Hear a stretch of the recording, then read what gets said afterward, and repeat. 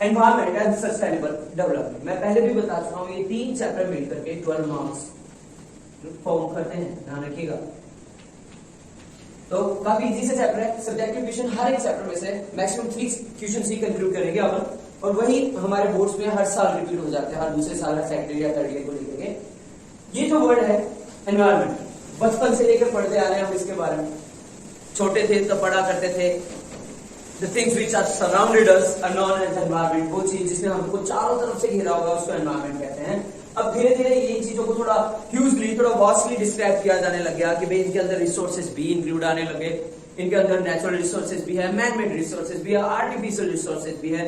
काफी सारे रिसोर्सेज ऐसे हैं जो जल्द ही खत्म होने वाले हैं, काफी सारे रिसोर्सेज ऐसे जो लॉन्ग लास्टिंग रहेंगे हमारे पास, जैसे सनलाइट है, एयर है। आइए देखते हैं सबसे पहले एक्चुअल में इकोनॉमिक्स में इसको क्यों लिया गया है और सस्टेनेबल डेवलपमेंट में एनवायरमेंट की क्या चीज है। सस्टेनेबल डेवलपमेंट यानी वो डेवलपमेंट जो हम पीछे से फील करते आ रहे हैं, at present we are feeling the resources at present we are having. वो चीजें जो हमारे पास आज है, वो रिसोर्सेज जो हमारे पास आज है, हमारा फर्ज बनता है उन्हीं रिसोर्सेज को हम अगली जनरेशन तक लेके जाए।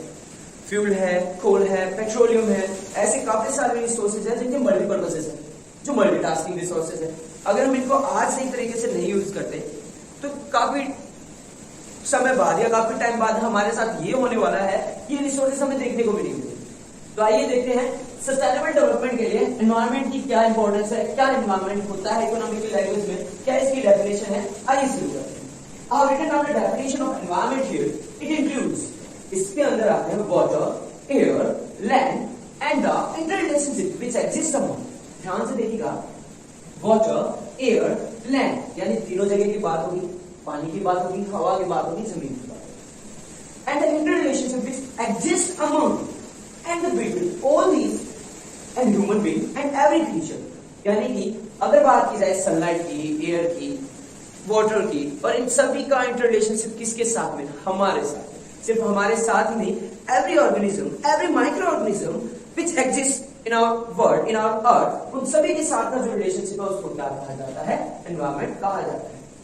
इसके अंदर प्लांट्स भी आ गए, प्रॉपर्टीज भी आ गई, लैंड्स भी आ गए, सर्फेसेस भी आ गए, स्टोन्स भी आ गए, है ना, वाटर स्लैब्स भी आ गए। जितनी भी चीजें हमारे अर्थ में, हमारे एटमॉस्फेयर का हिस्सा है, वो सारी की सारी चीजों को इंक्लूड करते हैं। देखिएगा नाम एवरी क्रीचर, हर छोटे से छोटा जीव, हर बड़े से बड़ा जीव, और सारे के सारे ऑर्गेनिज्म। ध्यान रखिएगा, एवरी ऑर्गेनिज्म।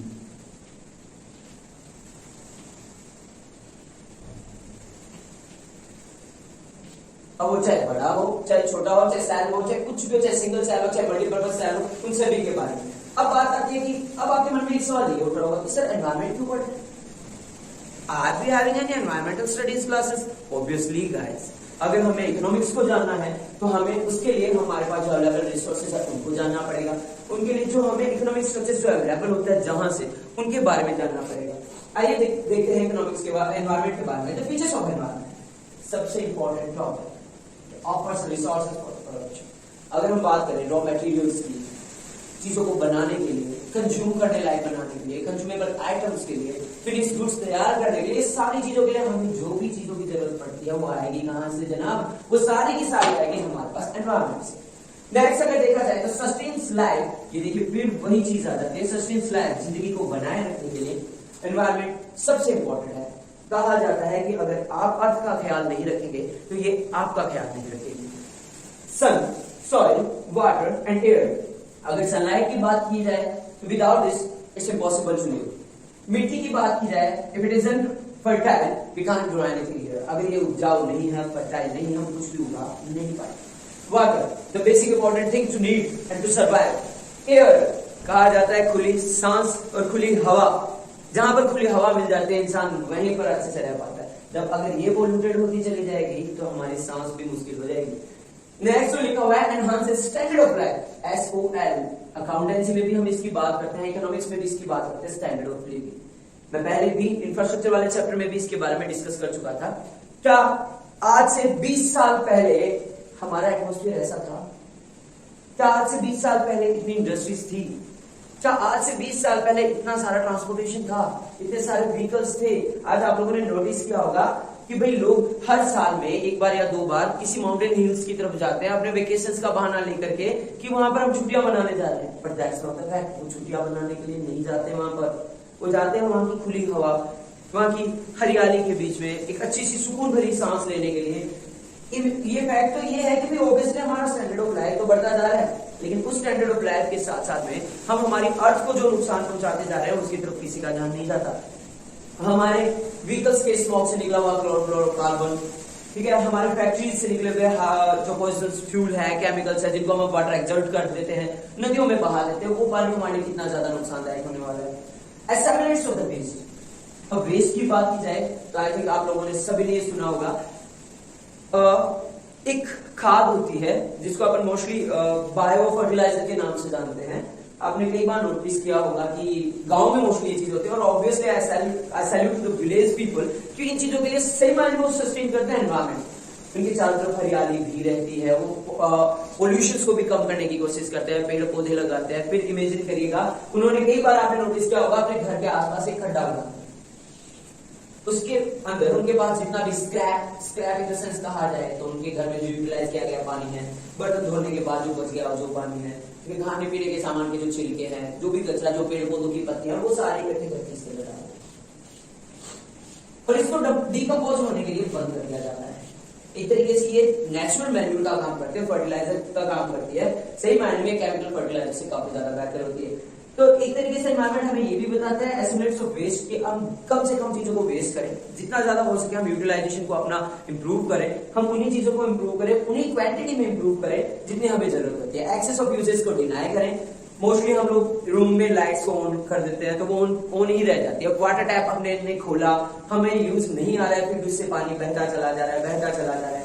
एक गाड़ी धोने के लिए आपको पता है, जब एक इंसान एक गाड़ी धोता है, उस गाड़ी को धोने में जितना पानी हम वेस्ट करते हैं, 3 परिवारों के लिए वो 7 दिन के लिए पानी सफिशिएंट होता है अकॉर्डिंग टू द गूगल। तो देखिए हम कितना रिसोर्सेज को वेस्ट कर रहे हैं। एक चीज ध्यान रखिएगा, आइए देखते हैं हम major problems of environment today. Major problems की अगर बात की जाए एनवायरनमेंट की, तो 2 भागों में मैंने डिवाइड किया है। पहला मैंने लिखा है पोल्यूशन के बारे में, और second I have written down exploitation of resources. Pollution, इसके बारे में सभी पढ़ते आए हैं बचपन से लेकर के अभी तक, सबको पता है अच्छे से। काइंड्स ऑफ पोल्यूशन मैं यहां डिनोट कर रहा हूं। अगर लिखा जाए air pollution, water pollution, noise pollution and soil pollution, और जिसको अपन कहते हैं लैंड पोल्यूशन, लैंड या फिर सॉइल पोल्यूशन। इन सब चीजों के बारे में तो सभी पहले से जानते हैं।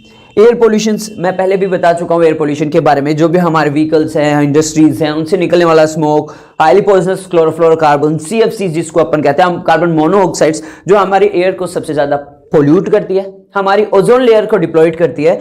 और एक बात ध्यान रखिएगा, ओजोन लेयर अगर कंप्लीटली डिप्लॉयड हो जाएगी तो हमें अल्ट्रावायलेट रेज को डायरेक्टली फेस करना पड़ेगा, और ऑब्वियसली जिसका कॉज होगा कि हर एक ह्यूमन बीइंग की, हर एक क्रीचर की skin problem, skin diseases, cancer problems, ये सारी चीजें हमारे सामने आती चली जाएगी। अगर देखते हैं अपन वाटर पोल्यूशन को लेकर के, तो बेसिक एलिमेंट्स ये हैं, ये चारों हमारे लाइफ के, हमारे सर्वाइविंग के।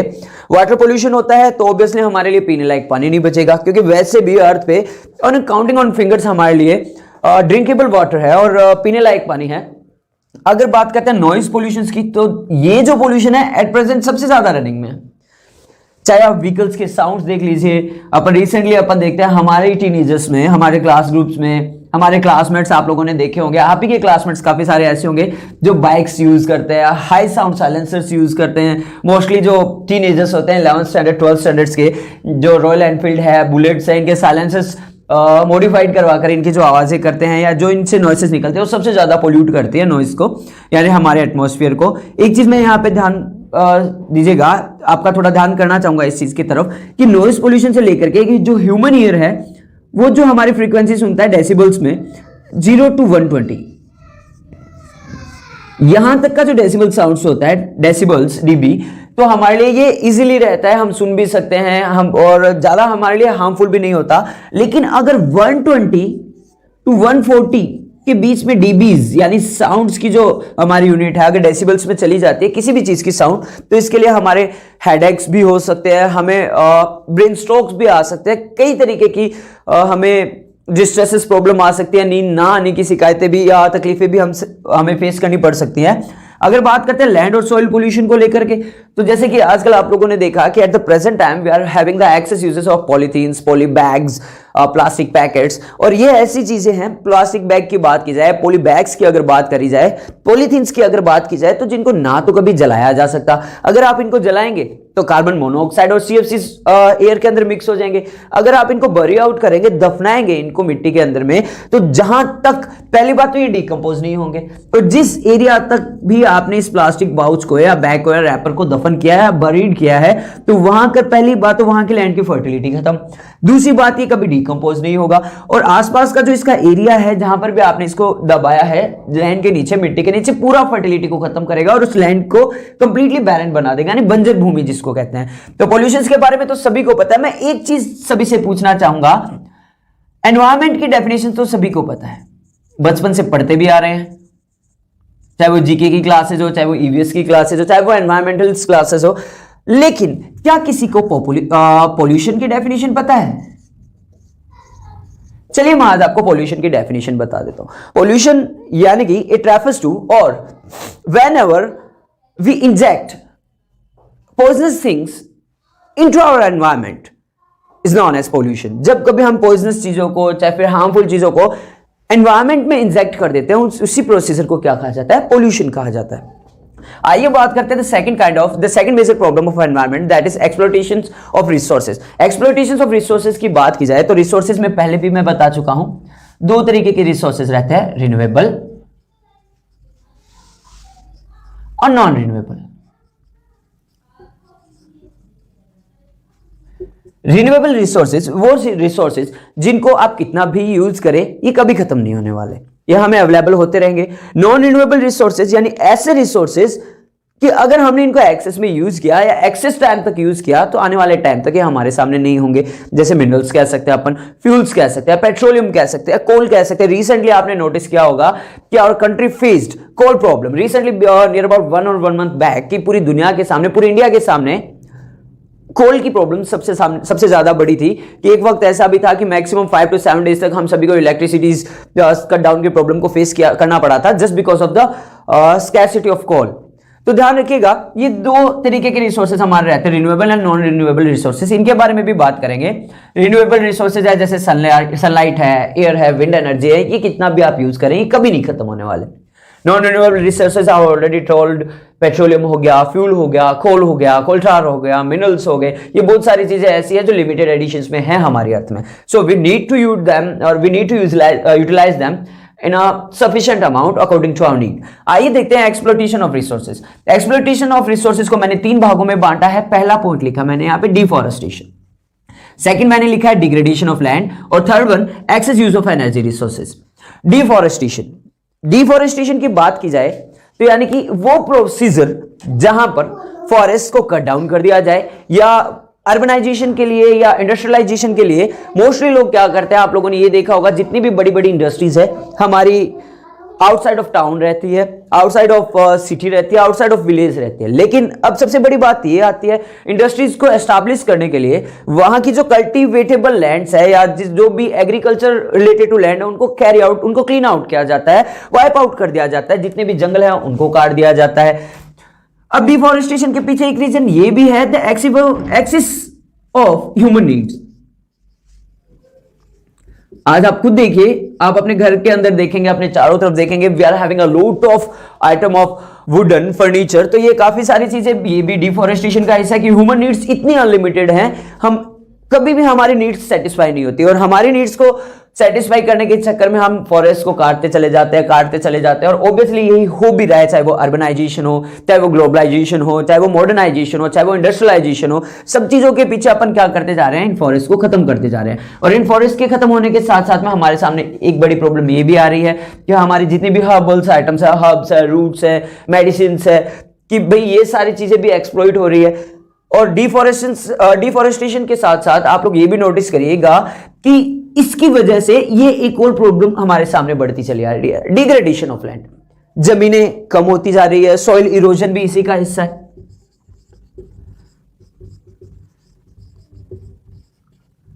और लैक ऑफ फर्टिलिटी भी इसी का हिस्सा है।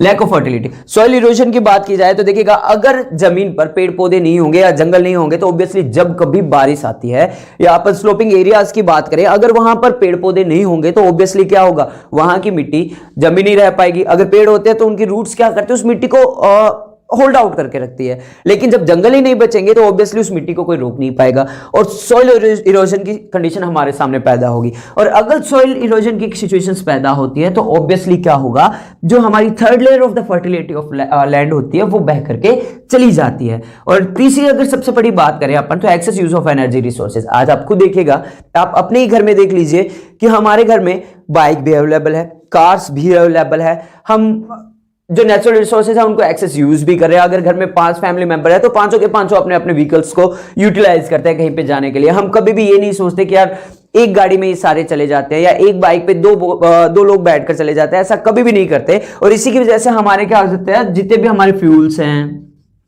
पेट्रोलियम है, ठीक है, डीजल आप कह सकते हैं, इन सारी चीजों की तरफ देखें तो ये वक्त दर वक्त हमारे सामने ये खत्म होने के कगार पे चलते चले जाएंगे। इसलिए गवर्नमेंट इनके यूटिलाइजेशन के लिए, इनको इंप्रूव करने के लिए फिलहाल सीएनजी किट्स भी अवेलेबल करवा रही है, इलेक्ट्रिक बाइक्स भी अवेलेबल करवा रही है। अभी रिसेंटली इलेक्ट्रिक बाइक ने काफी बड़ा इनोवेशन किया, काफी बड़े चेंजेस लाने की कगार पे है मार्केट फिलहाल इलेक्ट्रिक बाइक्स के पीछे, बैटरी बाइक्स के पीछे, ताकि फ्यूल्स को बचाया जा सके, पेट्रोलियम को बचाया जा सके, पेट्रोकेमिकल्स को बचाया जा सके। तो मेजर प्रॉब्लम्स की बात की जाए तो देखिएगा, हमने 2 भागों में बांटा, pollution and exploitation of resources. Pollution की बात करी तो पोल्यूशन को 4 भागों में डिनोट किया हमने, air pollution, water pollution, noise pollution, land और सॉइल पोल्यूशन के बाद। उसके बाद अगर हमने देखा एक्सप्लॉयटेशन ऑफ रिसोर्सेज को हमने 3 मेजरली पॉइंट्स में डिवाइड आउट किया। डिफॉरेस्टेशन, जो जिसके पीछे सबसे बड़ा रीजन क्या है, human needs, unlimited human needs और अनसैटिस्फाइड ह्यूमन नीड्स भी अपन कह सकते हैं। डिग्रेडेशन ऑफ लैंड्स की बात करें तो इसकी वजह से क्या क्या चीजें हमारे सामने आ रही है, सॉइल इरोजन की सिचुएशन सामने आ रही है, लैक ऑफ फर्टिलिटी हमारे सामने आ रही है, आने वाले वक्त में कल्टिवेबल लैंड्स नहीं रहेंगे, अगर रहेंगे तो भी वो फर्टाइल नहीं रहेंगे। नेक्स्ट हमने लास्ट देखा था excess use of energy resources, कि आज के टाइम में हर एक ह्यूमन बीइंग क्या कर रहा है, अगर उसको थोड़ी सी दूर भी पैदल जाना होता है तो बाइक, स्कूटी या कार लेकर जाता है, जिसकी वजह से क्या होती जा रही है, इनका एक्सेस यूज हो रहा है। तो हमें क्या जरूरत है कि भाई जितने भी नेचुरल रिसोर्सेज है उनको एक लिमिट हो। Now, let's continue the chapter. अभी तक हमने जो देखा, हमने एनवायरनमेंट की डेफिनेशंस देखी, एनवायरनमेंट के यूजेस देखे, एनवायरनमेंट क्यों इंपॉर्टेंट है हमारे लिए उसके बारे में देखा। फिर हमने एनवायरनमेंट के साथ साथ हमने पोल्यूशन को देखा, पोल्यूशन के काइंड्स को देखा। पोल्यूशन को हमने अलग अलग भागों में बांटा था। पोल्यूशन की बात करें तो हमने देखा था एयर पोल्यूशन, वाटर पोल्यूशन देखा था, नॉइज पोल्यूशन देखा था, उसके अलावा हमने देखा था लैंड और सॉइल पोल्यूशन देखा था। साथ के साथ हमने डिग्रेडेशंस देखे थे, डिफॉरेस्टेशन के बारे में पढ़ा, डिफॉरेस्टेशन के रीजंस के बारे में पढ़ा, डिफॉरेस्टेशन से होने वाले नुकसानों के बारे में पढ़ा। आइए आगे बढ़ते हैं।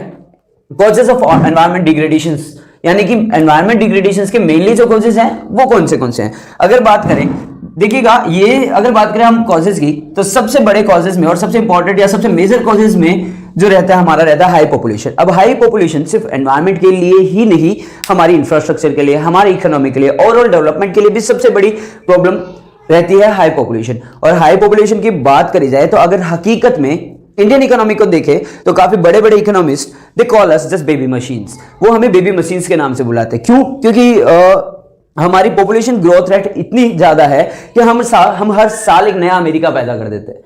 हकीकत है, this according to the Google, हमारी जनसंख्या हर साल जितनी बढ़ती है, वो population equal to just America population रहती है। तो इमेजिन करिएगा, हर साल हमारा भारत एक नया अमेरिका पैदा करता है।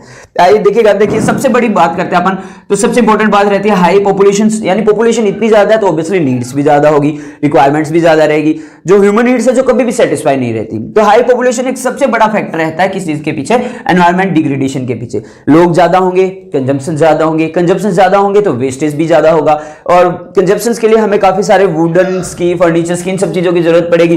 तो उसके पीछे अपन किसकी तरफ बढ़ेंगे, डिफॉरेस्टेशन की तरफ बढ़ेंगे। नेक्स्ट अपन देखे तो अनलिमिटेड ह्यूमन नीड्स और अनलिमिटेड ह्यूमन वांट्स। इंसान इस यूनिवर्स का सबसे खतरनाक जीव, यानी कि हम खुदा की बनाई हुई वो कृति है, वो क्रीचर है जो सबसे ज्यादा पावरफुल है। बाकी आप एनिमल्स की तरफ देखें, क्रीचर्स की तरफ देखें, किसी के पास स्पीड है, किसी के पास पावर है, किसी के पास साइज है। हमारे पास साइज बेशक उतने जितना बड़ा नहीं है, या हम साइज में उनके जितने बड़े नहीं हैं, बट हमारा जो ब्रेन जो है वो सबसे ज्यादा पावरफुल है। हम हमारे ब्रेन की बदौलत कुछ भी कर सकते हैं। लेकिन प्रॉब्लम यहां आती है जनाब कि हमारी जो वांट्स है वो कभी सेटिस्फाई होती नहीं। यानी कि अगर देखा जाए तो एक नॉर्मल सा इंसान जिसके पास कोई भी व्हीकल नहीं है तो वो सोचता है कि यार एटलीस्ट मेरे पास टू व्हीलर हो। जिसके पास टू व्हीलर है वो थोड़ा अपग्रेड व्हीलर चाहता है। जिसके पास अपग्रेडेड टू व्हीलर है वो गाड़ी की तरफ बढ़ेगा, वो पहले एल्टो, और जिसके पास एल्टो है या छोटी गाड़ी है तो वो ऑब्वियसली बड़े व्हीकल की तरफ बढ़ेगा। तो ये फिर धीरे धीरे स्टैंडर्ड ऑफ लाइफ के अकॉर्डिंग बढ़ते चले जाएंगे। तो आप ये देखिएगा आज के टाइम में हर घर की ह्यूमन नीड्स देखे या हर ह्यूमन की नीड्स देखे तो व्हीकल सबसे बड़ी नीड्स में से है। हर एक इंसान थोड़ी सी दूर जाने के लिए भी व्हीकल को यूटिलाइज करता है। तो ये भी एक काफी बड़ी प्रॉब्लम है एनवायरमेंट डिग्रेडेशन के पीछे। क्यों? क्योंकि ऑब्वियसली जितने व्हीकल्स होंगे, जितनी ज्यादा हमारी नीड्स बढ़ेगी, हम उतनी ज्यादा डिफॉरेस्टेशन की तरफ बढ़ेंगे, उतनी ज्यादा हमें घर बनाने पड़ेंगे, उतनी ज्यादा हमें अकोमोडेशन के लिए फर्नीचर चाहिए। तो इन सभी के पीछे जो हमारा रीजन मैटर करता है, जो फैक्टर मैटर करता है, वो रहता है लिमिटेड ह्यूमन वांट्स, जो कभी भी सेटिस्फाई नहीं होती। नेक्स्ट अगर देखिए पॉवर्टी। अब आप पूछेंगे सर पॉवर्टी का एनवायरमेंट डिग्रेडेशन के पीछे क्या हाथ? Obviously it also plays an important role for the environment degradation. कैसे? वो सुनिएगा। जो लोग गरीब हैं तो ऑब्वियसली उनके पास प्रॉपर फ्यूल भी नहीं होंगे, उनके पास खाना वगैरह बनाने के लिए गैसोलीन या गैस वगैरह या एलपीजी नहीं होंगे, तो ऑब्वियसली वो किसकी तरफ बढ़ते हैं?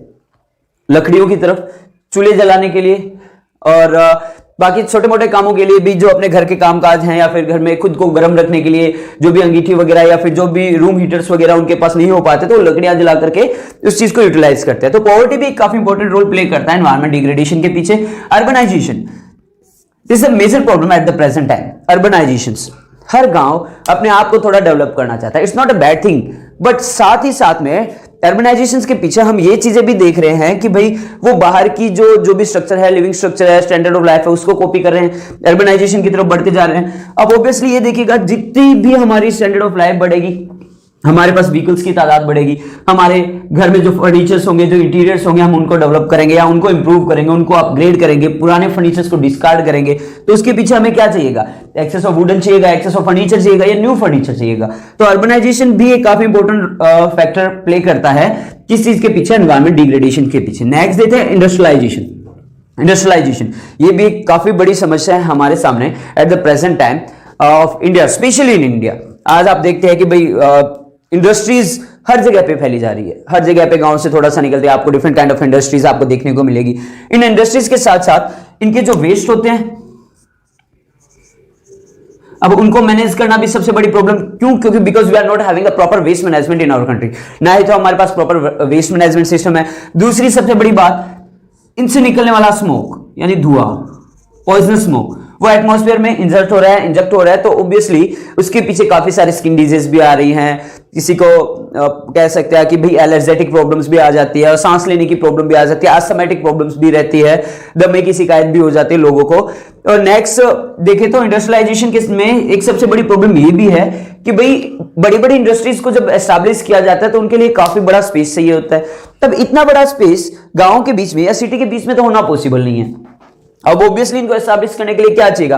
We need to have a huge space of land. तो उसके लिए क्या किया जाता है? फॉरेस्ट को क्लीन अप कर दिया जाता है, वाइप अप कर दिया जाता है, डिफॉरेस्टेशन की तरफ अपन बढ़ जाते हैं ताकि क्या किया जाए, वहां पर बड़े बड़े इंडस्ट्रीज को लगा दिया जाता है। तो ये भी एक काफी बड़ा रोल या मेजर प्रॉब्लम कह सकते हैं अपन एनवायरमेंट डिग्रेडेशन के पीछे। व्हीकल्स, मैं कल भी बता चुका, व्हीकल्स की बात की जाए तो व्हीकल्स की जो स्मोक है उनमें से हमने ये देखा CFC, कार्बन मोनोऑक्साइड,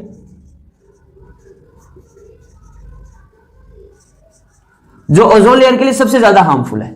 अब जितने ज्यादा व्हीकल उतनी ही ज्यादा इनके स्मोक सॉरी फॉर दैट, उतनी स्मोक और उतना ही ज्यादा पोल्यूशन। अब जितना पोल्यूशन बढ़ेगा, आप दिल्ली देख सकते हैं which is the capital of our nation, Delhi में पोल्यूशन इतना ज्यादा हो जाता है कि अगर आप सुबह एक व्हाइट कलर की शर्ट पहनकर निकलते हैं अपने ऑफिस के लिए, अपने स्कूल के लिए या किसी भी जगह के लिए, जब आप शाम तक वापस आते हैं तो इतनी ज्यादा रस्टी, इतनी ज्यादा डस्टी हो चुकी होती है कि उसका कलर ही पूरा बदल जाता है। या तो that becomes the of white, dust की वजह से ब्लैक भी हो सकती है। तो सबसे ज्यादा पोल्यूशन रहता है वो किन के पीछे? व्हीकल्स और ट्रांसपोर्टेशन के पीछे। तो हमें क्या जरूरत है? हमें जरूरत है इन व्हीकल्स को, इन ट्रांसपोर्टेशन को लिमिटेड लेवल में यूज करने की, कि भाई जितना हो सके अपन एक दूसरे की हेल्प करें, एक दूसरे के साथ ट्रैवल करें। ये नहीं कि घर में 5 लोग हैं तो पांचों के पांचों अपने व्हीकल्स लेके निकल रहे हैं। उसमें काफी सारी चीजों का नुकसान ये भी होता है कि हम फ्यूल्स को भी वेस्ट कर रहे हैं, ऑब्वियसली हम पैसा भी वेस्ट कर रहे हैं, ऑब्वियसली हम हमारे एक्सपेंडिचर्स भी बढ़ा रहे हैं, हमारी इनकम और हमारी सेविंग्स भी इफेक्ट हो रही है, और साथ के साथ में सबसे बड़ी प्रॉब्लम हम एनवायरनमेंट की तरफ देख भी नहीं रहे, जिसके लिए यानी जिसको सबसे ज्यादा नुकसान झेलना पड़ता है इन सब के पीछे। लास्ट देखा जाए तो chemical fertilizers at the present time the things which we are having at our food और इन आवर फूड। आपने ये देखा होगा कि आजकल मोस्टली एडवर्टाइजमेंट आते हैं टीवी पर या सोशल अवेयरनेस आती है कि जब भी आप फ्रूट्स खरीदें तो उनको अच्छे से पहले लूप वाटर में अच्छे से उसको साफ करें, फिर उसको वाइप अप करके सैनिटाइज करके या फिर जो भी अच्छे से धो करके फिर उनको खाएं। क्यों? Just because of the chemical fertilizers. पहले जो हुआ करते थे वो मैन्योर्स हुआ करते थे, नेचुरल मैन्योर्स हुआ करते थे, बायो फर्टिलाइजर्स हुआ करते थे, लेकिन वही बात आज के इंसान के लिए एक तरीके से कहा जाए तो वक्त पैसा है। तो वो बायो मैन्योर्स बनाने के लिए वक्त लगता था, 10 दिन 15 दिन लगते थे उनको डिकम्पोज होने में, उनको अच्छे से मिक्स होने के लिए। तो इतना वेट करे कौन? आज इंसान चाहता है that he invest and after just one day he gets the output. हर एक इंसान यही चाहता है। तो ये जो थे हमारे ये कॉजेस ऑफ एनवायरनमेंट डिग्रेडेशन थे, जो मेन रीजंस थे हमारे एनवायरनमेंट की बर्बादी के, वातावरण को नुकसान पहुंचाने वाले जो कॉजेस थे। आइए बढ़ते हैं स्टेप्स टू सेव एनवायरनमेंट। आइए देखते हैं कि एनवायरनमेंट को हम कैसे बचा सकते हैं। पहली बात की जाए तो पोल्यूशन कंट्रोल काफी इंपॉर्टेंट रोल प्ले कर सकता है, काफी हद तक मदद कर सकता है पोल्यूशन कंट्रोल। अगर हम पोल्यूशन को कंट्रोल कर लेंगे, हम सस्टेनेबल मैनेजमेंट की तरफ बढ़ जाएंगे, व्हीकल्स की तरफ, ट्रांसपोर्टेशन की तरफ, हमारे यूटिलाइजेशन की तरफ, कि हाँ अगर अपन हमारे घर में 5 व्हीकल है तो हम 5 को यूटिलाइज ना करें, एक व्हीकल से ही सारे ट्रैवल कर सके जहां तक पॉसिबल हो पाए। तो ये पोल्यूशन कंट्रोल है। आज आप देख रहे हैं गवर्नमेंट BS4 से स्टार्ट किया था गवर्नमेंट ने, BS5 भी आ चुका है मार्केट में मॉडल, BS6। गवर्नमेंट खुद अपने आप में काफी ज्यादा एफर्ट्स लगा रही है कि पोल्यूशन को कम किया जा सके ज्यादा से ज्यादा। इसलिए BS6 मॉडल आपको मार्केट में देखने के लिए मिल रहे होंगे, जिसमें लो स्मोक रहता है, आवाज भी कम रहती है, नॉइज पोल्यूशन भी अवॉइड करती है गवर्नमेंट इन टेक्निक्स के पीछे, और नॉइज पोल्यूशन भी ना हो, साथ के साथ में स्मोक्स भी कम एक्सर्ट करे ये ट्रैफिक्स या फिर ये ट्रांसपोर्टेशन जितने भी व्हीकल्स हैं। Next population control. अगर हमने पॉपुलेशन कंट्रोल कर लिया, गवर्नमेंट ने काफी सारे स्कीम चलाए हैं, हम दो हमारे दो, है ना, बच्चा हो या बच्ची दो ही अच्छे, ऐसे करके काफी सारे स्कीम्स चलाए हैं इंडियन गवर्नमेंट ने। बट बात ये आती है ना कि इन स्कीम्स की तरफ हम ध्यान देते ही नहीं कभी। और हकीकत यही है, जिस दिन इंडिया की पॉपुलेशन कंट्रोल या पॉपुलेशन ग्रोथ रेट इक्विलिब्रियम या कंट्रोल हो जाएगी, उस दिन हम सही मायने में डेवलप करने लग जाएंगे। क्यों? क्योंकि हमारे पास सफिशिएंट रिसोर्सेज होंगे, पर पर्सन इनकम अच्छी होगी, पर कैपिटल इनकम अच्छी होगी। नेक्स्ट देखा जाए तो सोशल अवेयरनेस। अब बात आती है सोशल अवेयरनेस की कि भाई बातें सब करते हैं कि भाई पॉल्यूशन नहीं करना चाहिए, हर घर में पेड़ पौधे लगाने चाहिए, बट क्या रियली हम लोग ये करते हैं? हम ज्ञान दे देते हैं, हम लोगों को भाषण दे देते हैं, स्पीचेस दे देते हैं कि भाई पौधे लगाने चाहिए, कचरा इधर मत फेंको, वेस्ट मैनेजमेंट को अपनाओ, जितना ज्यादा हो सके पॉली बैग्स को अवॉइड करिए, बट क्या सही मायने में हम खुद कर रहे हैं ये सब चीजें? गवर्नमेंट भी काफी सारे प्रोग्राम चला रही है, but the fact is that जब तक हम अवेयर नहीं होंगे तब तक हम हमारे एनवायरनमेंट को बचा नहीं पाएंगे। तो सोशल एनवायरनमेंट एक काफी बड़ी उपलब्धि साबित हो सकती है एनवायरनमेंट डिग्रेडेशन को बचाने के लिए। वेस्ट मैनेजमेंट की बात आती है, जैसे मैंने पहले भी बताया, जितने भी हमारी इंडस्ट्रीज हैं वहां से निकलने वाले केमिकल रिजोल्यूशंस, वहां से निकलने वाले पॉइजनस केमिकल्स, वहां से निकलने वाला स्मोक। अभी तो रिसेंटली गवर्नमेंट ने एक रूल किया है कि भाई अगर आप कोई इंडस्ट्री एस्टैब्लिश कर रहे हैं तो आप जिस लैंड पे, जिस जगह पे आप इंडस्ट्री बना रहे हैं, उस जगह के लिए आपको सबसे पहले चारों तरफ उसकी तरफ आप क्या लगाने पड़ेंगे? आपको पेड़ लगाने पड़ेंगे, ताकि क्या होगा, इनसे निकलने वाला जितना भी धुआं है वो एटमॉस्फेयर को या एनवायरनमेंट को नुकसान ना पहुंचाए। Waste management is a big, it can be prove a biggest key to save our environment. हम जितना भी हमारे पास वेस्ट निकल रहा है केमिकल को, उसको रीयूज किया जा सके, उसको वापस यूटिलाइज किया जा सके। नेक्स्ट अगर देखा जाए तो वाटर मैनेजमेंट। जैसा कि मैंने पहले भी बताया था, जल है तो कल है। अगर पानी है तो obviously we can survive tomorrow. पीने लायक पानी तो बहुत है अर्थ पे, बट ड्रिंकिंग वाटर, जो वो पानी जिसको अपन पी सकें। Water management in the sense हर घर में पीछे। अभी तो रिसेंटली गवर्नमेंट ने मैं आपको एक चीज बताना चाहूंगा, गवर्नमेंट ने क्या किया हुआ है, हाउसिंग लोन्स में एक अच्छी चीज शुरू की है कि भाई लोन्स उन्हीं को मिलेगा या जो घर बनाने की इच्छुक है, and the person who is interested for having housing loans, उनके जो मैप होता है, उनका जो आर्किटेक्ट होता है, उनका जो आर्किटेक्चर होता है, उसके अंदर वो सबसे पहली चीज ये देखते हैं कि क्या इनके घर में एक वाटर हार्वेस्टिंग सिस्टम या वाटर टैंक बना हुआ है, या वाटर रिजर्विंग सिस्टम है, कि जब कभी रेन वाटर आए तो उस पानी को वो रिजर्व कर सके, ड्रिंकिंग वाटर में कन्वर्ट कर सके, पीने के लिए यूटिलाइज किया जा सके। तो वाटर मैनेजमेंट भी काफी इंपॉर्टेंट चीज है, काफी इंपॉर्टेंट स्टेप प्रूव हो सकता है कि हम पानी को एक्सेस ना स्पेयर करें या फिर यूटिलाइज इसको अच्छे से करें। Limited use of resources, limited use of resources we have talked it about already कि रिसोर्सेज को लिमिटेड वे में यूटिलाइज किया जाए, एक्सेस में ना यूज किया जाए, वेस्ट से बचा जाए, जितने भी रिसोर्सेज है फ्यूल्स को कम यूज किया जाए, पेट्रोलियम को कम यूज किया जाए, लाइट को कम यूज किया जाए, जितनी भी एनर्जी हो सके हम उनको बचाएं, पानी को एक लिमिटेड स्टॉक के अंदर यूज किया जाए, एक्सेस ऑफ वाटर को स्पेयर आउट ना करें। ठीक है, तो ये सारे रहते हैं हमारे स्टेप टू सेव एनवायरमेंट। अब बात आती है डेवलपमेंट के बारे में, सस्टेनेबल डेवलपमेंट के बारे में। एनवायरनमेंट का जो हिस्सा था हमने यहां तक के वीडियोस में देखा। नेक्स्ट जो हमारी रनिंग ऑन, इस चैप्टर के दो हिस्से थे, पहला एनवायरनमेंट को लेकर के और दूसरा है सस्टेनेबल डेवलपमेंट को लेकर के। सस्टेनेबल डेवलपमेंट तक पहुंचने के लिए हमें एनवायरनमेंट को पढ़ना भी जरूरी था, तो आइए अब पढ़ते हैं सस्टेनेबल डेवलपमेंट के बारे में। अब देखो, सस्टेनेबल डेवलपमेंट की बुक की लैंग्वेज या फिर बुक की लैंग्वेज पर जाने से पहले I would love to clear you about the meaning of sustainable development. Actual में सस्टेनेबल डेवलपमेंट है क्या? सस्टेनेबल डेवलपमेंट यानी कि एक ऐसा डेवलपमेंट जिसके अकॉर्डिंग जिन रिसोर्सेज को हम आज यूज कर रहे हैं, at the present time we are using those resources, उन्हीं रिसोर्सेज को हम आगे की जनरेशन तक कैरी कर पाएं या उससे भी आगे की जनरेशन तक के लिए हम उनको बचा कर रखें। ये नहीं कि हम सेल्फिश बन जाएं, हमें तो ये देखना हो कि भाई हाँ भाई हमें जीना है, हमारी लाइफ स्पेंड आउट करनी है, हमें क्या मतलब आगे आने वाले जनरेशन से। नहीं, we don't think so and we shouldn't think so. हमें ऐसा नहीं सोचना चाहिए, बिकॉज आगे की जनरेशन के लिए उन्हीं रिसोर्सेज को बचाकर रखना, this is our biggest responsibility. क्योंकि जो फैसिलिटीज हमें आज मिल रही है, जो रिसोर्सेज हमें आज मिल रहे हैं, ऑब्वियसली ये तो बेटर रहेगा कि हम उनमें अपग्रेडेशंस करके आगे की जनरेशन के लिए तैयार रखें, पर ये ना हो कि हम उनको इस तरीके से मिसयूज करें कि आगे आने वाली जनरेशन प्रॉब्लम फेस करें, उनको ये रिसोर्सेज मिल ही नहीं पाए। तो आइए देखते हैं सस्टेनेबल डेवलपमेंट के बारे में। Let's start our topic. First of all, I have given the definition of sustainable development, a development which meets the needs of present generations। एक ऐसा डेवलपमेंट जो पूरी करता है, meets the needs, जरूरतों को of present generation, आज की जनरेशन की, यानी हमारी आज की जनरेशन को जो जरूरतों को पूरी करता है without reducing, बिना नुकसान पहुंचाए या बिना कमी लाए उसमें the ability of future generation, यानी एक ऐसा डेवलपमेंट जो आने वाली जनरेशंस की जरूरतों में कमी ना करके या उनकी अवेलेबिलिटी में कमी ना करके हमारी आज की जरूरतों को पूरा करे, that is known as sustainable development to meet their own needs. अगर फ्यूचर की बात करें तो फ्यूचर में आने वाली जनरेशंस की जरूरतों को पूरी करने के साथ साथ या उनके लिए अवेलेबल होने वाले रिसोर्सेज को बनाए रखने के साथ साथ हम हमारे प्रेजेंट टाइम की नीड्स को भी पूरा करें, that is known as sustainable development. अब अगर ऐसा हमें करना है तो उसके लिए हमें काफी सारी स्ट्रेटेजीज भी बनानी पड़ेगी, उनके लिए हमें वर्कआउट भी करना पड़ेगा।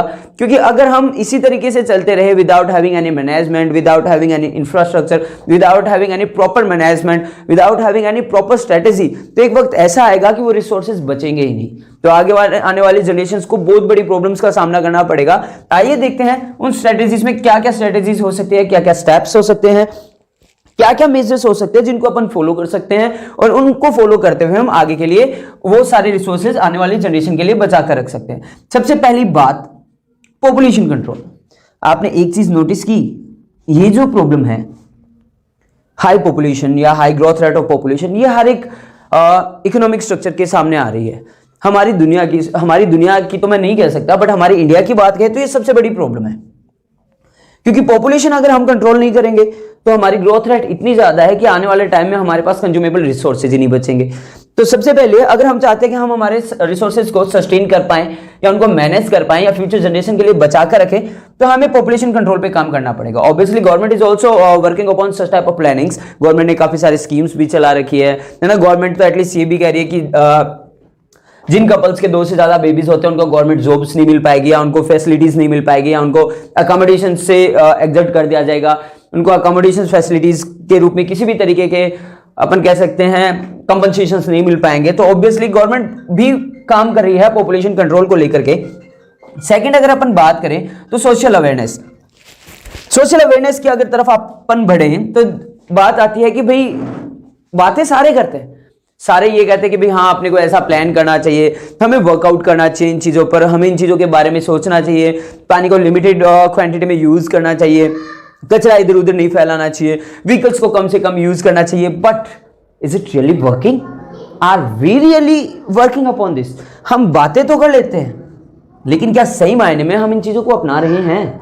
तो जरूरत है कि सोशलिज्म को अवेयर किया जाए इस चीज के पीछे, या सोसाइटी को अवेयर किया जाए इस चीज के पीछे, that please use limited resources in a limited quantity, because ये रिसोर्सेज अगर हमने मिसयूज करते चले गए तो आने वाले टाइम में ये रिसोर्सेज बचेंगे ही नहीं। नेक्स्ट अगर देखा जाए तो input efficiency technology, I have written down in the short form technology, input efficiency technology। input efficiency technology यानी कि अगर किसी भी चीज के लिए अगर हमें बेटर आउटपुट चाहिए या we are hoping for a better output और अ बेस्ट आउटपुट, तो definitely we need to provide the best input for that. अगर हम रिजल्ट अच्छा चाहते हैं तो हमें रॉ मटेरियल भी अच्छा डालना पड़ेगा। तो फैक्ट मैं कहना चाहता हूं कि इनपुट एफिशिएंसी टेक्नोलॉजी का मतलब कि हम ऐसी टेक्नोलॉजी को काम में ले जहां पे हमारे पास वेस्ट ना के बराबर बचे, हमारे पास स्क्रैप्स कम से कम हो, जिससे एटमॉस्फेयर को हार्म ना पहुंचे, एनवायरनमेंट को हार्म ना पहुंचे, केमिकल्स जिससे कम से कम निकले या फिर स्मोक जिससे कम एग्जर्ट हो, ऐसी चीजों को हम यूज करें। तो टेक्नोलॉजी ऐसी यूज की जाए जिससे स्मोक कम हो, हमारी इकोनॉमिक्स को नुकसान ना पहुंचे, यानी हमारे एक्सपेंडिचर कम आए, हमारी किसी भी चीज के प्रोडक्शन में कॉस्ट कम आए। ऑब्वियसली सीधी सी बात है कि अगर आप अच्छी टेक्निक्स का यूज करते हैं या अच्छी टेक्नोलॉजीज का यूज करते हैं तो उसका फायदा क्या होता है? उसका सबसे बड़ा फायदा ये होता है कि किसी भी चीज के प्रोडक्शन में कॉस्ट कम आएगी। प्रोडक्शन में कॉस्ट कम आएगी तो ऑब्वियस सी बात है कि हमारी इनकम ज्यादा होगी, हमारी सेविंग्स ज्यादा बढ़ेगी, और अगर हमारी सेविंग्स ज्यादा बढ़ती है तो हमारा एज वेल बढ़ता है, स्टैंडर्ड ऑफ लिविंग बढ़ता है। हर एक इंसान के पास अगर उसके खर्चे कम हो जाते हैं तो उसकी इनकम बढ़ जाएगी। अब इनकम बढ़ने का मतलब ये तो नहीं है कि वो खर्चों में कमी कर लेगा तो उसकी सैलरीज बढ़ जाएगी, नहीं, बट उसकी सेविंग्स जरूर बढ़ जाएगी।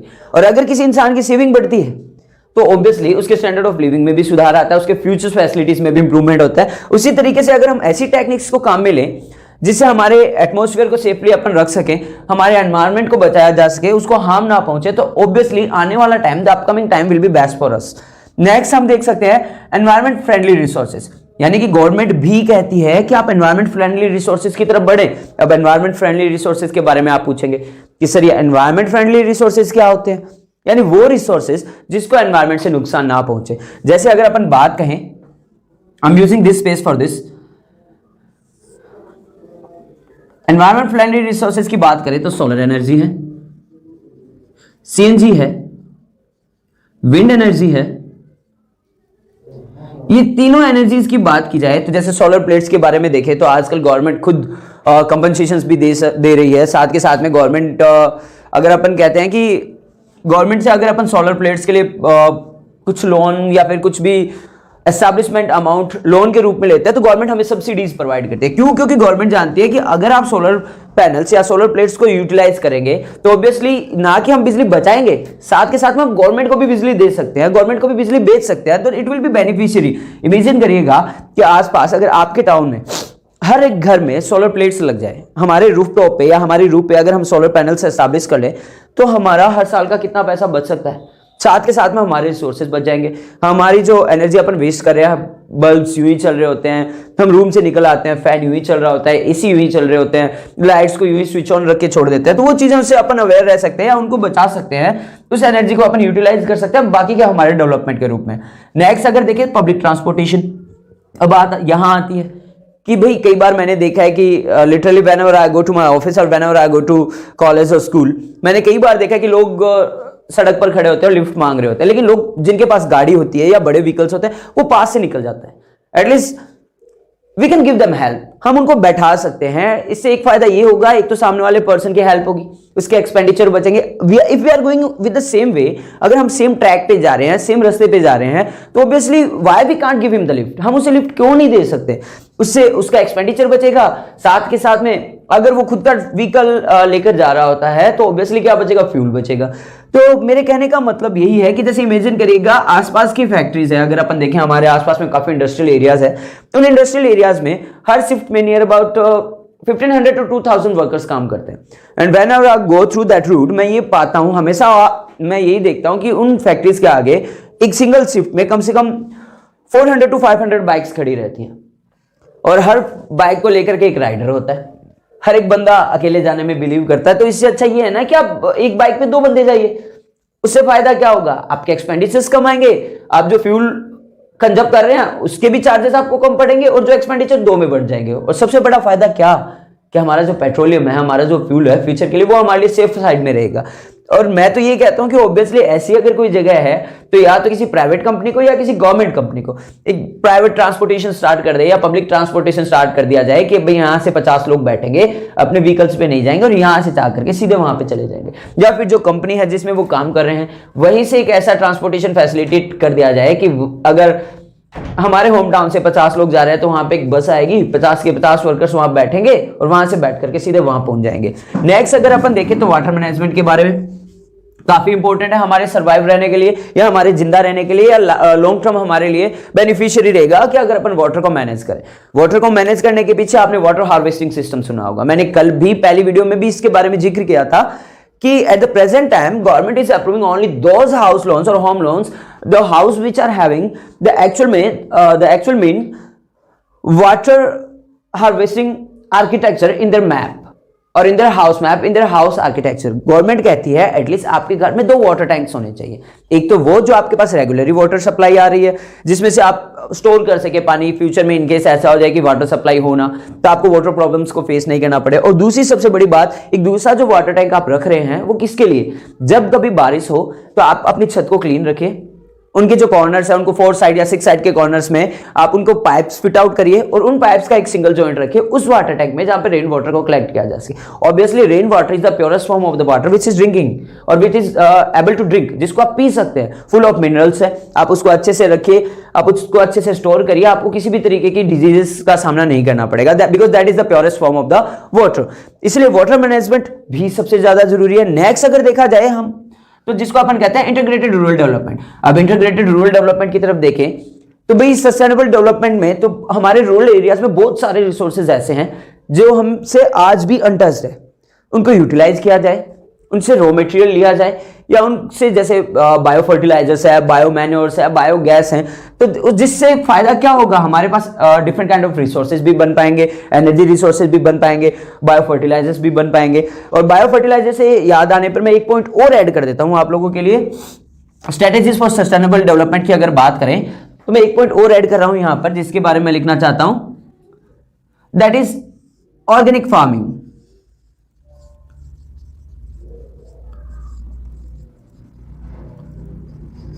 The farming without chemical fertilizers, that is known as organic farming.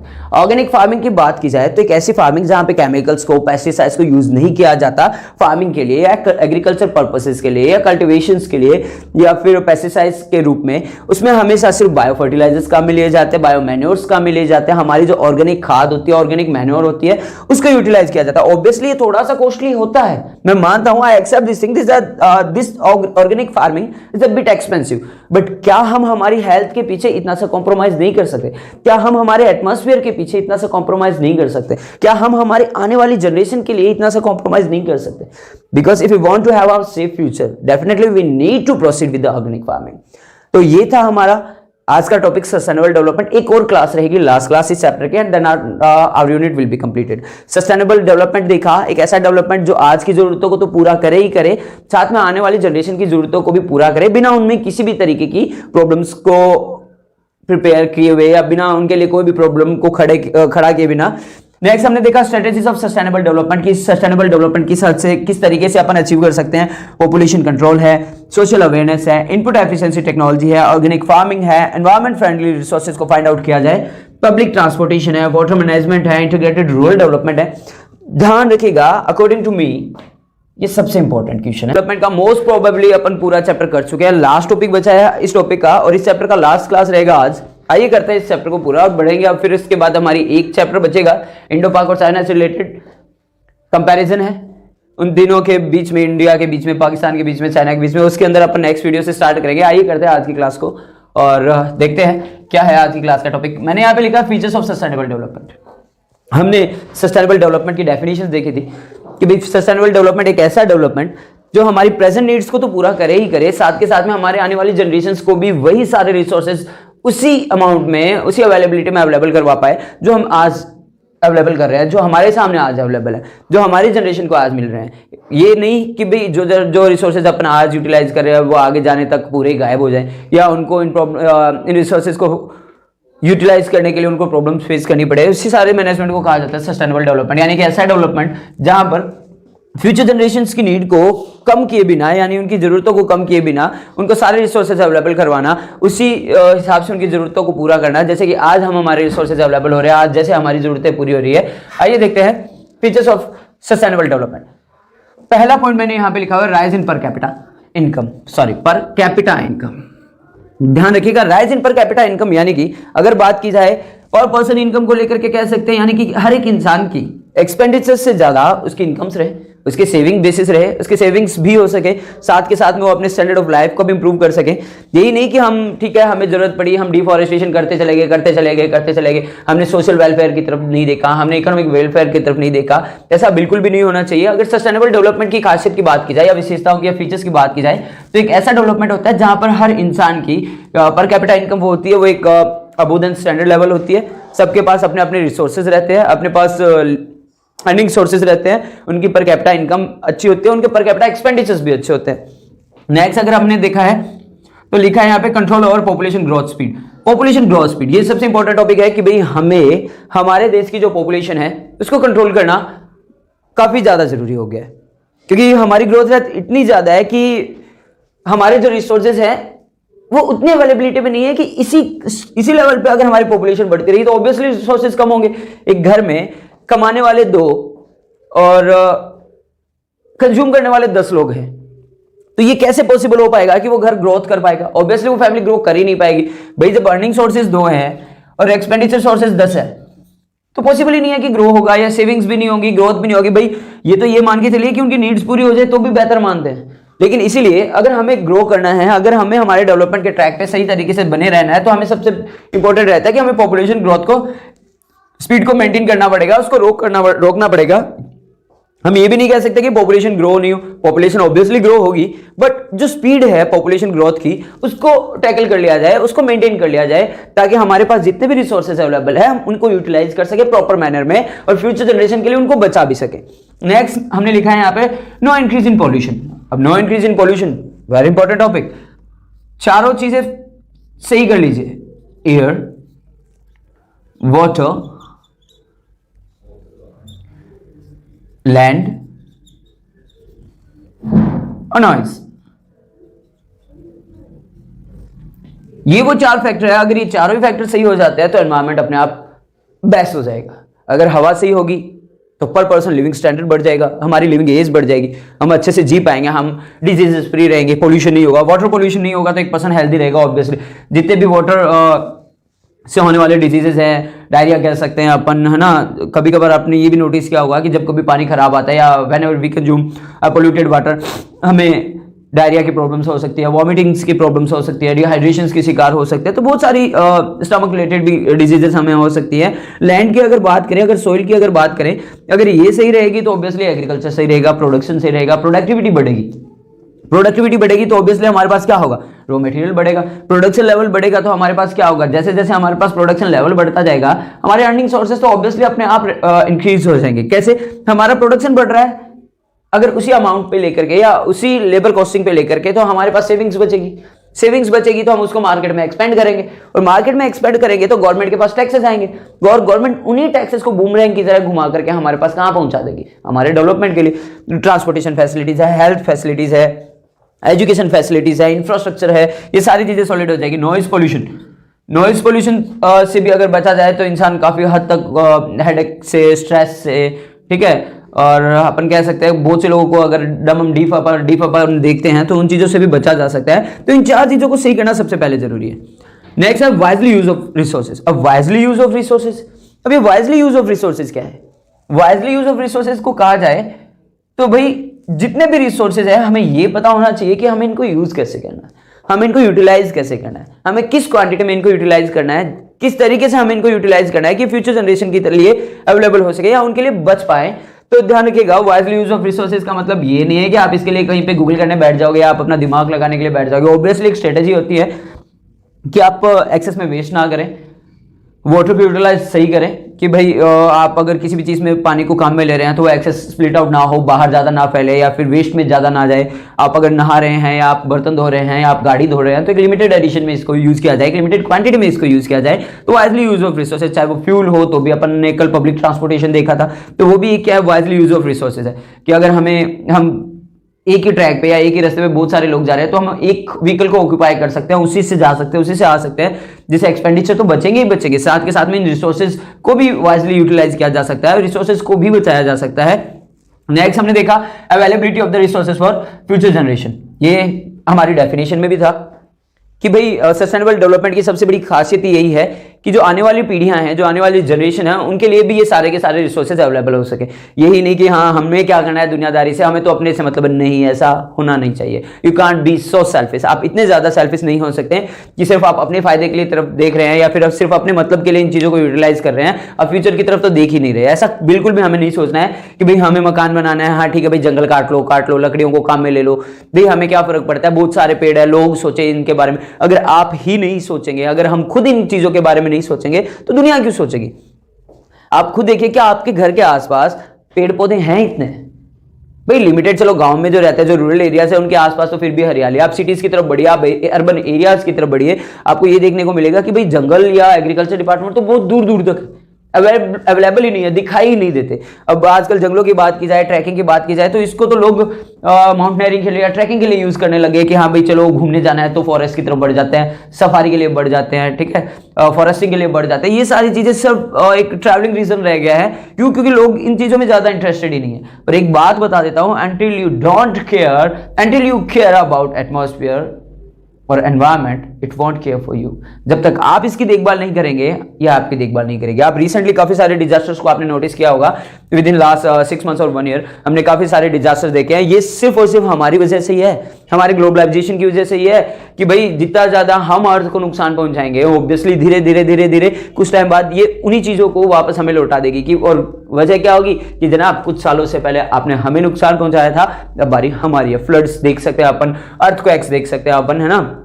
ये सारी चीजें अगर अपन देखें तो ये सारी की सारी वही चीजें हैं जो ह्यूमन खुद क्रिएट करता है। हाँ बस ये होता है कि ये रिजल्ट में नहीं आती इंस्टेंट, लेकिन कुछ वक्त के बाद ये हमें जरूर देखने को मिल जाती है।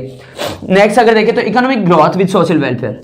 Obviously we are human beings, economic growth हम मेनली टारगेट करते हैं कि भाई हर इंसान के पास वो इकोनॉमिकली ग्रोथ करे। हर इंसान के पास अपने खुद के टारगेट्स होते हैं कि भाई वो फ्यूचर में अपडेट करे अपने आप को, है ना। जो चीज़ें हमारे पास आज हैं हम उनमें डेवलप करें, जो अर्निंग सोर्सेज हमारे पास आज हैं हम उन अर्निंग रिसोर्सेज को और ज़्यादा ग्रो करें, हम उनमें जो और ज़्यादा इंक्रीमेंट लेके आएँ। बट बशर्ते हमें ये भी देख लेना चाहिए क्या उससे सोसाइटी को नुकसान पहुँच रहा है। हमें वो चीज़ों को हमेशा डिस्कार्ड कर देना चाहिए जिनसे सोसाइटी को या जिनसे सोशल एनवायरनमेंट को या जिससे एनवायरनमेंट को या जिससे अर्थ को नुकसान पहुंच रहा हो, ऐसी चीज़ों को हमें नहीं यूटिलाइज करना चाहिए। मैंने मोस्टली यहाँ पर देखा है कि भाई जो 11th-12th के स्टूडेंट्स होते हैं, जो कॉलेज स्टूडेंट्स होते हैं, वो बाइक लेते हैं, प्रेफर करते हैं, इट्स गुड, ओके बढ़िया है कि भाई यही जनरेशन का टाइम होता है, यही जो टीन से लेकर के मेच्योरिटी तक का एज होता है जब हम अपनी लाइफ को एंजॉय करते हैं। बट एक बात बताना चाहूंगा, यही वो एज होती है जब आप अपने फ्यूचर के लिए डेडिकेटेड रहते हैं, साथ के साथ में आपको सोसाइटी के एक्चुअल वैल्यू, एक्चुअल मीन समझ में आता है। तो ये नहीं हो कि आप अपने बाइक को लेकर निकल रहे हैं, उसका साउंड साइलेंसर जो है उसका साउंड इतना ज्यादा बढ़ रहा है कि लोग आपसे परेशान हो रहे हैं। आप मोस्टली देखते हैं कि भाई लोग साइलेंसर को बैंड पाइप या साइलेंसर या बैंड पाइप को मॉडिफाई करवा के आवाज निकालते रहते हैं या क्रैक करते जाते हैं, पटाखे छोड़ते जाते हैं। तो वो एक तरीके से क्या एक न्यूसेंस ही है। हकीकत तो ये है कि उससे सबसे बड़ी बात तो ये है कि ना ही तो आपकी सोशलिटी दिखाई दे रही है, ना ही आपके सैक्रामेंट्स यानी आपके संस्कार दिखाई दे रहे हैं। तो इन चीजों से भी हमें बचना चाहिए कि भाई हम ठीक है, हम हमारे डेवलपमेंट की तरफ देखें, हम हमारी इकोनॉमिक ग्रोथ की तरफ देखें, हम हमारे वेलफेयर की तरफ देखें, but along with the social welfare हमें साथ के साथ में सोसाइटी की तरफ भी देखना है। ये नहीं है कि भाई हाँ मुझे क्या मतलब सोसाइटी क्या करती है क्या नहीं करती है, या सोसाइटी को क्या नुकसान हो रहा है या क्या नहीं हो रहा है। इन चीजों की तरफ बिल्कुल भी नहीं सोचना चाहिए कि हाँ भाई मैंने मेरे घर को साफ कर लिया, कचरा उठा करके मैंने सड़क पे डाल दिया। भाई क्यों कर रहे हैं आप ऐसा, जब आपके पास गवर्नमेंट खुद इन गार्बेज फैसिलिटीज को या गार्बेज वेस्ट को मेंटेन करने के लिए या इनको अरेंज करने के लिए आपको डस्टबिन दे रही है कि भाई ठीक है सुबह कचरे वाला आता है आप उसको दीजिए। आप यूं ही बिखेर देते, आप कहते भाई मुझे क्या, मैंने तो मेरे घर की सफाई करनी थी करी। जनाब आप ये देखिए, आप जो कचरा बाहर फैला रहे हैं उस कचरे से जो डिजीजेज ऑक्यूर होती है, जो बीमारियां फैलती है, वो घूमकर आप ही के पास आएगी। आप इन चीजों को इग्नोर कर देते हैं, बट ऐसा नहीं करना चाहिए। हमें हमारी खुद की ग्रोथ तो करनी ही करनी है, साथ के साथ में हमें सोसाइटी के वेलफेयर की तरफ देखना है, सोशल वेलफेयर देखना है, एनवायरमेंट वेलफेयर देखना है। तो ये थे हमारे फीचर्स। इंपॉर्टेंट जो क्वेश्चन रहते हैं हमारे एनवायरमेंट के बारे में, सस्टेनेबल डेवलपमेंट के बारे में कि define about sustainable development. And give their features. एक क्वेश्चन तो ये हो गया। दूसरा क्वेश्चन रहता है explain about sustainable development and explain the strategies for the sustainable development. Environment के क्वेश्चंस मैं पहले भी बता चुका हूं। ये 3 से 4 क्वेश्चन ऐसे रहते हैं इस चैप्टर के जो सबसे ज्यादा मार्किंग रहते हैं, सबसे ज्यादा इंपॉर्टेंट रहते हैं। आइए एक बार थॉरोली फिर से देख लेते हैं। फीचर्स ऑफ सस्टेनेबल डेवलपमेंट की बात करें तो सबसे इंपॉर्टेंट फीचर हमने देखा rise in per capita income, कि हर इंसान की पर कैपिटा इनकम बढ़नी चाहिए, उसको कंज्यूमेबल आइटम्स के लिए उसके पास सफिशिएंट फंड हो, सेविंग्स के लिए फंड हो, वो अपनी ग्रोथ के लिए फंड रखे, अपने फ्यूचर यूजेस के लिए फंड रखें। कंट्रोल और population growth rate, very important topic for the features of sustainable development, की एक ऐसा डेवलपमेंट जहां पर पॉपुलेशन ग्रोथ रेट सही मायने में कंट्रोल हो, कि इतनी पॉपुलेशन ग्रोथ रेट हाई ना हो कि लोग तादाद बढ़ती चली जाए। As I told you in last video that mostly the economist called us as the name of baby machines. तो है ना, ऐसा बिल्कुल भी नहीं होना चाहिए, हमें इसको कंट्रोल में रखना चाहिए। गवर्नमेंट भी काफी सारे स्कीम्स चला रही है, सोशल अवेयरनेस भी दे रही है। अगर अपन बात करें तो अपन इसमें एक और पॉइंट ऐड कर सकते हैं जिसको अपन कह सकते हैं सोशली या सोशल अवेयर्ड पीपल, यानी एक ऐसा डेवलपमेंट जहां पर लोग सही मायने में सेल्फ अवेयर्ड है, जहां पर लोगों को पता है कि क्या चीजें उनके लिए अच्छी है, क्या चीजें उनके लिए बुरी है, अलोंग विद वो ये भी जानते हैं सोसाइटी के लिए क्या अच्छा है या क्या बुरा है। तो ये भी काफी ज्यादा जरूरी है। नेक्स्ट हमने देखा no increase in pollution. Pollution को अगर कंट्रोल करेंगे तो ऑब्वियसली हेल्थ अपने आप